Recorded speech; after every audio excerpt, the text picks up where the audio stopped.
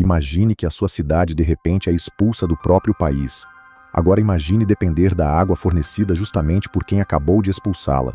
Sem recursos naturais, cercada por vizinhos hostis e com um exército que praticamente ainda não existia. A maioria sucumbiria.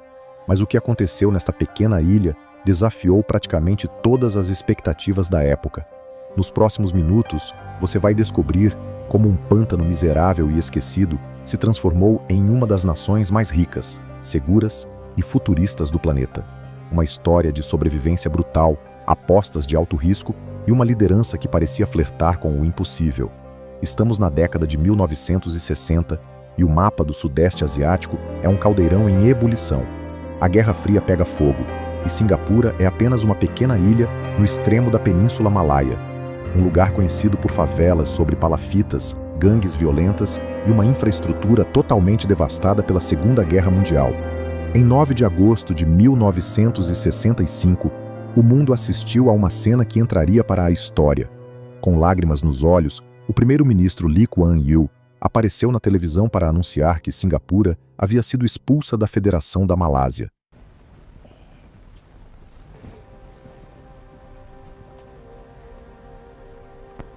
You see, the whole of my adult life,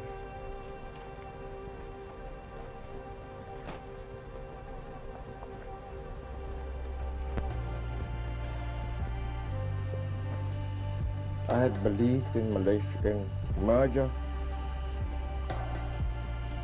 and the unity of these two territories.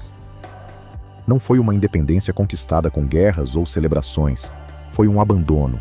A convivência entre a população chinesa de Singapura e a maioria malaia do continente gerou tensões raciais violentas, e a solução da Malásia foi drástica: cortar o mal pela raiz e jogar a ilha à própria sorte. A separação também significou perder o acesso privilegiado ao mercado malaio, um golpe que ameaçava estrangular a economia de um país que acabava de nascer. Sem tempo para lamentar, Lee Kuan Yew entendeu que chorar não pagaria as contas de um país recém-nascido. A caminhada inicial foi sufocante. Devido à sua pequenez geográfica e densidade, a ilha não possuía reservatórios naturais ou rios suficientes para abastecer a população, dependendo de tubulações que traziam água bruta diretamente da Malásia sob constante ameaça de corte. Para piorar o cenário, em 1968, a Grã-Bretanha anunciou a retirada de suas tropas, eliminando de vez a proteção militar e 20% dos empregos da ilha. O país estava indefeso, mas essa ausência de defesa durou pouco. O governo agiu rápido para convocar a população e estruturar um serviço militar obrigatório severo, criando em poucos anos um exército altamente treinado com o apoio secreto de assessores israelenses. Enquanto muitos enxergavam apenas uma ilha condenada ao fracasso, Lee Kuan Yew via uma oportunidade. Se Singapura não possuía riquezas naturais, então sua maior riqueza teria de ser o próprio povo. A partir dessa ideia, ele desenhou uma estratégia que mudaria a história do país. Ele viajou o mundo atraindo multinacionais dos Estados Unidos, Europa e Japão para investir em uma industrialização acelerada. Em paralelo, o governo erradicou as favelas ao construir um programa massivo de habitação pública e investiu pesado em educação em massa e ensino técnico para qualificar a mão de obra local.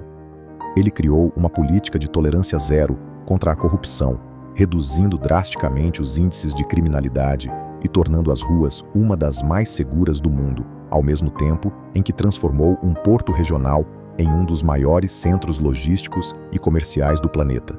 Como parte desse plano de infraestrutura de ponta para impressionar investidores estrangeiros, o governo também construiu o aeroporto de Changi. Mais do que um ponto de trânsito, o aeroporto tornou-se a grande porta de entrada e a vitrine internacional do país. Em 2 décadas, a combinação dessas reformas fez o plano de Lee Kuan Yew funcionar de forma avassaladora. O PIB per capita saltou de níveis de terceiro mundo para superar potências ocidentais. Favelas deram lugar a arranha-céus. O porto e o aeroporto viraram referências mundiais, e a cidade aprendeu a reciclar a própria água com uma das tecnologias de tratamento mais avançadas do mundo, reduzindo drasticamente sua dependência histórica da Malásia. Contudo, essa engrenagem perfeita teve um preço alto. Para erguer esse milagre, Lee Kuan Yew governou com mão de ferro.